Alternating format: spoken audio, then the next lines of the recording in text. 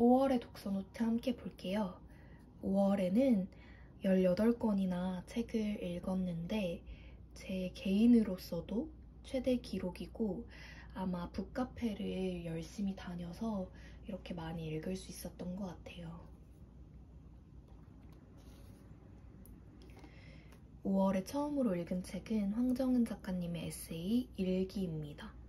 얇은 책이라서 앉은 자리에서 금방 읽을 수 있었는데요. 개인적으로 이렇게 에세이를 읽고 황정은 작가님의 작품을 이어서 읽었을 때 더 와닿고 더 잘 이해할 수 있는 느낌이 들어서 황정은 작가님의 작품 읽어보신 분들에게는 이 에세이도 추천드려요.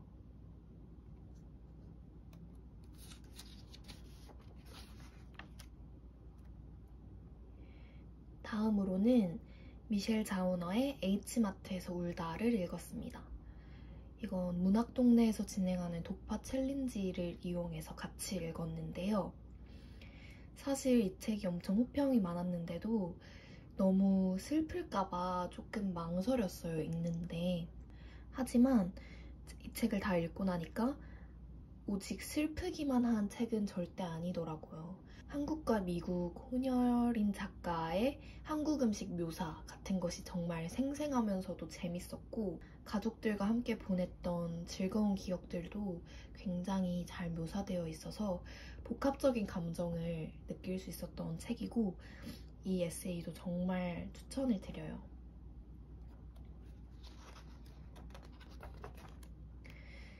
그리고 독파 챌린지를 하면 작가와의 북토크가 있었는데요. 이렇게 북토크를 들으면서 기억에 남는 부분을 메모를 했습니다. 다음으로 윤고은 작가님의 밤의 여행자들을 읽었어요. 이 책은 다크 투어리즘이라는 테마를 공유하고 있는 김추엽 작가님의 물의모사와 같이 읽으면 정말 좋을 것 같아요.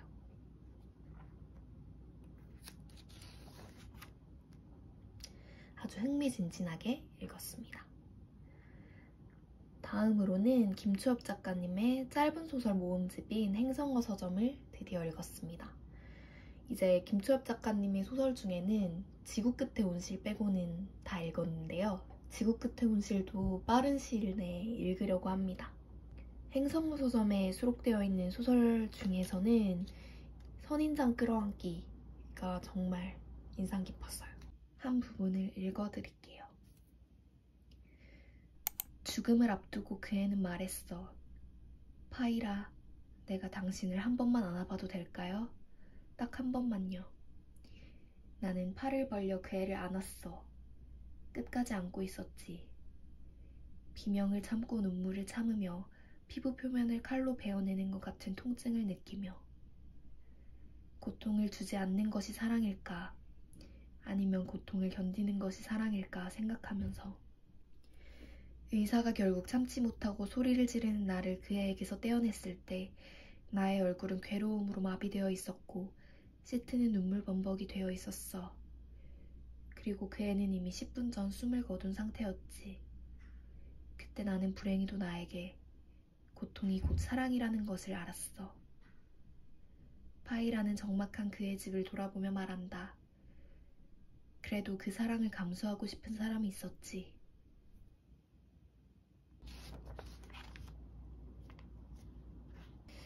다음으로는 실비 제르맹 작가의 분노의 날들을 읽었습니다. 이렇게 가계도를 그려보았고요. 프랑스 소설이다 보니 주인공 이름이 좀 어렵고 보시면 알겠지만 여러 마을과 마을 안에서도 여러 집에서 주인공들이 있기 때문에 이렇게 가계도를 그렸습니다.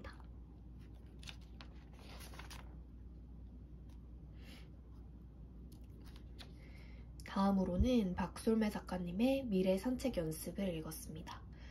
제가 작년에 박솔매 작가님의 단편집인 우리의 사람들을 읽었는데 그 단편집에 수록된 단편들 가운데 하나를 장편으로 확장시킨 소설이라고 하더라고요. 저는 개인적으로 정말 재밌게 읽었고 그리고 5.18 광주 민주화운동에 관한 이야기도 언급되어 있어서 5월에 읽기에 좋은 소설이었다고 생각을 합니다. 다음으로는 백수린 작가님의 여름의 빌라를 읽었습니다. 제가 단편집에 보통 별점 5점을 잘 주지 않아요. 왜냐면 단편집에 수록되어 있는 단편들의 퀄리티가 천차만별인 경우가 굉장히 많거든요. 그런데 이 여름의 빌라는 단편집임에도 불구하고 제가 별점 5점을 준 그런 책입니다. 시간의 궤적도 좋았고, 표제작인 여름의 빌라, 그리고 흑설탕 캔디, 이렇게 3가지 단편이 좋았어요. 그리고 작가의 말이 인상 깊어서 여기 이렇게 필사를 했고요.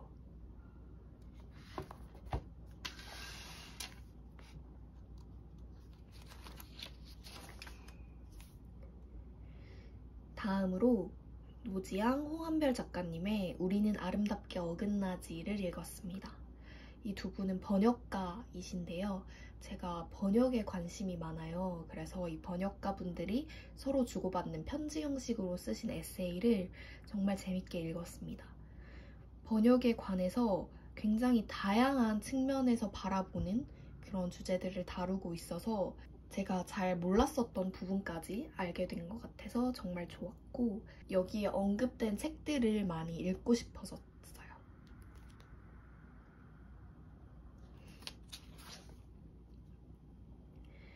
다음으로 황정은 작가님의 백의 그림자를 읽었습니다. 이번에 개정판으로 나온 책을 새로 샀고 이렇게 또 띠지를 잘라 붙여서 꾸며보았고요. 작가의 말이 정말 인상 깊어서 작가 후기와 개정판에 다시 쓴 작가 후기 이렇게 필사를 했습니다. 뭔가 여기 나오는 두 주인공인 은교와 무제, 이 두 사람처럼 조심조심 하면서 세상을 바라보고 사람을 대하고 또 사랑하고 싶다는 생각이 드는 그런 소설이었습니다. 다음으로 한강 작가님의 소년이 온다를 재독을 했습니다. 지난번 바람이 분다 가라와 마찬가지로 5년 만에 재독을 했는데요. 5년 전에 읽을 때보다 훨씬 더 아프게 와닿는 소설이었고 정말 눈물을 흘리지 않을 수 없는 그런 소설이었던 것 같아요. 이 책은 안 읽어보신 분들이 있다면 꼭 읽어보셨으면 좋겠어요. 물론 너무 마음이 힘들 것 같아서 피하는 그런 심정은 알지만 아프기만 한 것이 아니라 다른 한강 작가님의 작품들처럼 문장이 아름답고 감정 묘사가 섬세해서 문학작품 자체만으로도 정말 의미가 있는 그런 책이라고 생각을 합니다. 이렇게 표지가 정말 예쁘잖아요. 그래서 표지와 비슷하게 꽃을 붙여서 꾸며주었고요. 제가 좋아하는 문장을 하나 읽어드릴게요. 그러니까 형, 영혼이란 건 아무것도 아닌 건가? 아니, 그건 무슨 유리 같은 건가? 유리는 투명하고 깨지기 쉽지. 그게 유리의 본성이지. 그러니까 유리로 만든 물건은 조심해서 다뤄야 하는 거지. 금이 가거나 부서지면 못 쓰게 되니까. 버려야 하니까. 예전에 우린 깨지지 않은 유리를 갖고 있었지. 그게 유리인지 뭔지 확인도 안 해본 단단하고 투명한 진짜였지. 그러니까 우린 부서지면서 우리가 영혼을 갖고 있었단 걸 보여준 거지. 진짜 유리로 만들어진 인간이었단 걸 증명한 거야.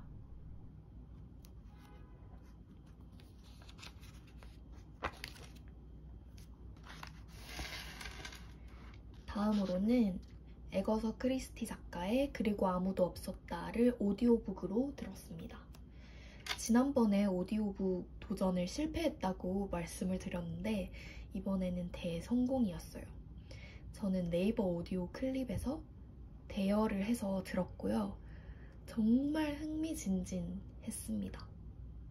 저는 애거서 크리스티의 작품을 처음 접해보는 것이었는데 가장 대표작인 그리고 아무도 없었다로 시작을 했는데 그 유명세가 납득이 갈 만큼 정말 흥미진진하고 범인의 정체도 정말 예상 밖이었습니다. 여기는 등장인물들을 이렇게 정리를 해놓았고 여기를 펼치면 이제 범인의 정체가 나오는데 펼치지 않도록 하겠습니다. 저는 애거서 크리스티의 작품을 앞으로도 계속 찾아서 읽을 예정입니다.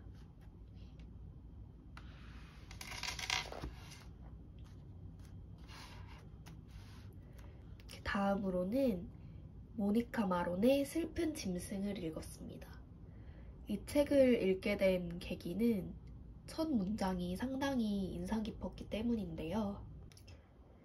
첫 문장을 읽어볼게요. 대부분의 젊은 사람들이 그렇듯 나도 젊었을 때는 젊은 나이에 죽어야 한다고 생각했다.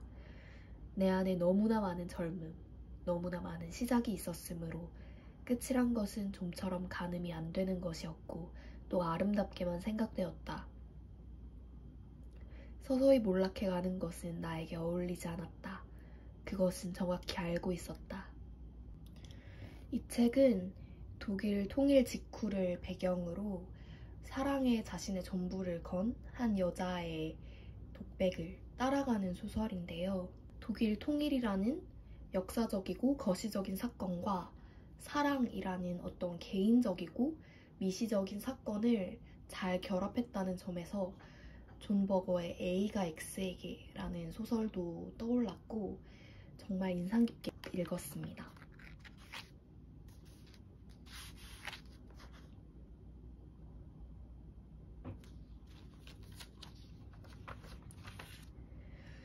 다음으로는 안희연 시인님의 에세이 당신은 나를 열어 바닥까지 휘젓고를 읽었습니다.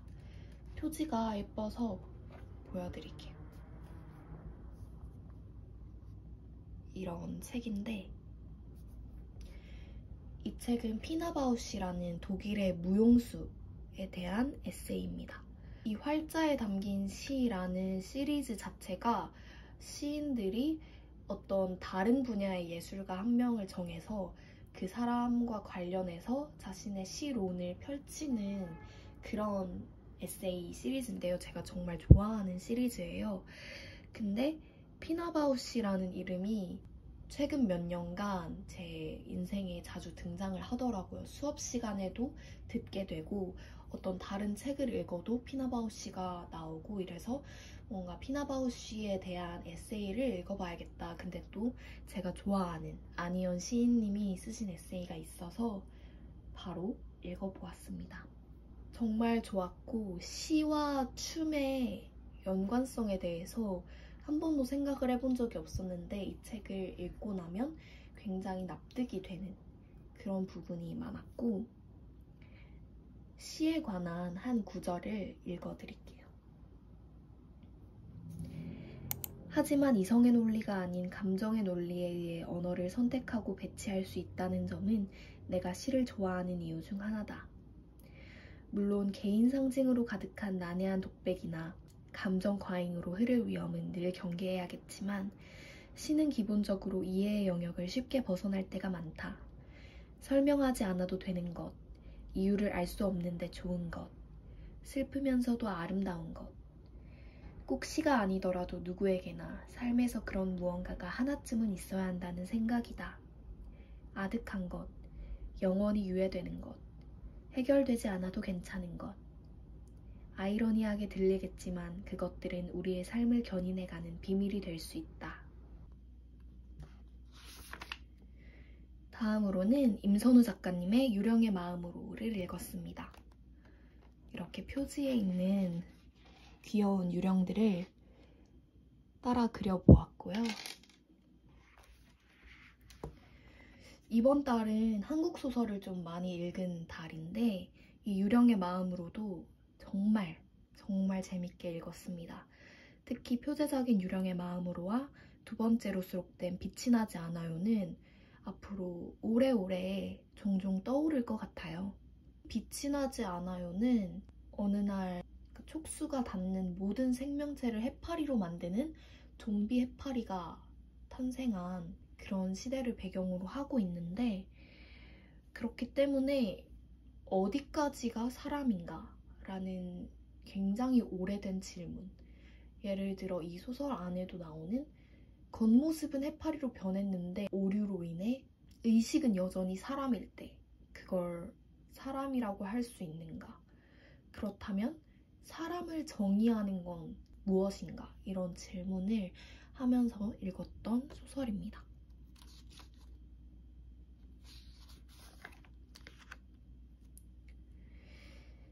다음으로 미셸 렌트 허슈의 젊고 아픈 여자들을 읽었습니다. 이 책은 마이너 필링스라는 에세이와 같은 시리즈인 앳 시리즈인데요.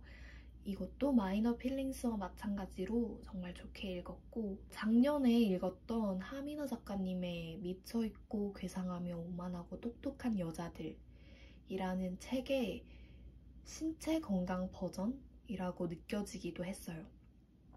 그 책이 여성들의 어떤 정신건강 문제에 대해 다루고 있다면, 이 책은 신체적으로 아픈 여자들이 어떤 어려움을 겪는가 이런 거에 대해 다루고 있습니다. 이 시리즈는 앞으로도 믿고 읽을 것 같아요.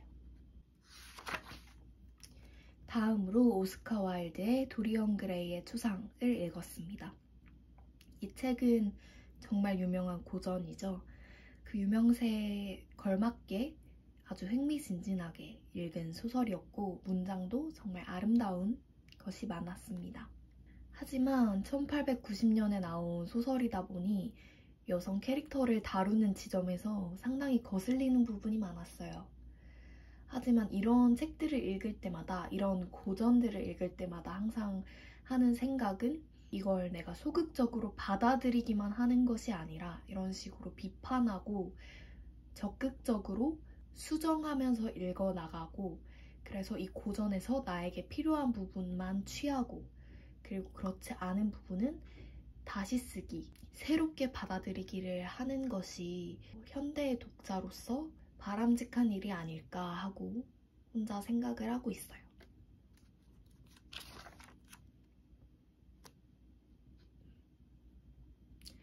다음으로는 최진영 작가님의 구애 증명을 읽었습니다. 이것도 정말 유명한 소설인데 이제야 읽었어요.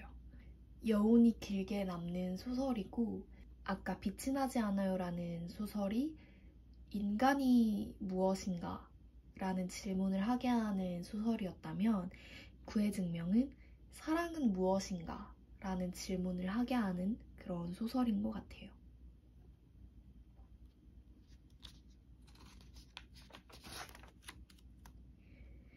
마지막으로 읽은 책은 오션부엉 작가의 지상에서 우리는 잠시 매혹적이다 입니다.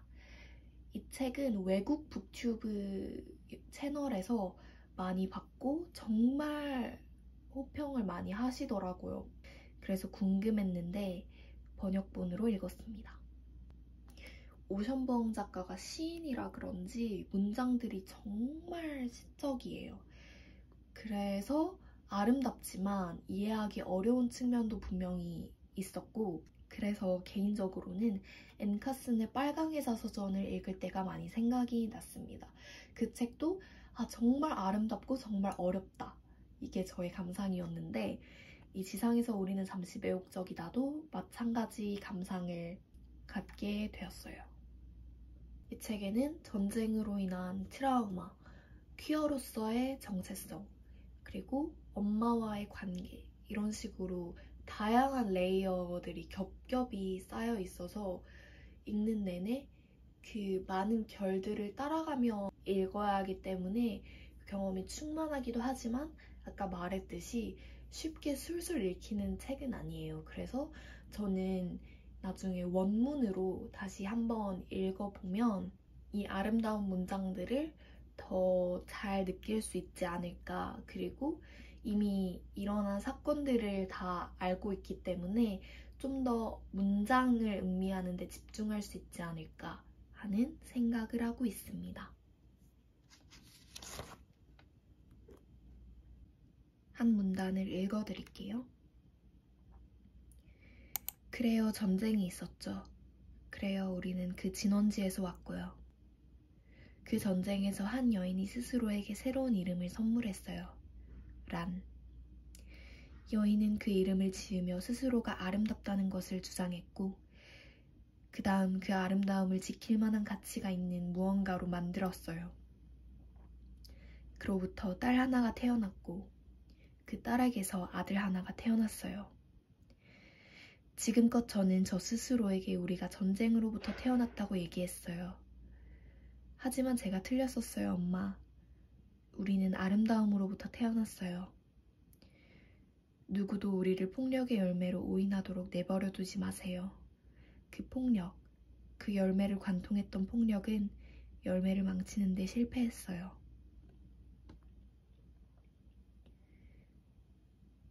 지금까지 5월의 독서노트였습니다.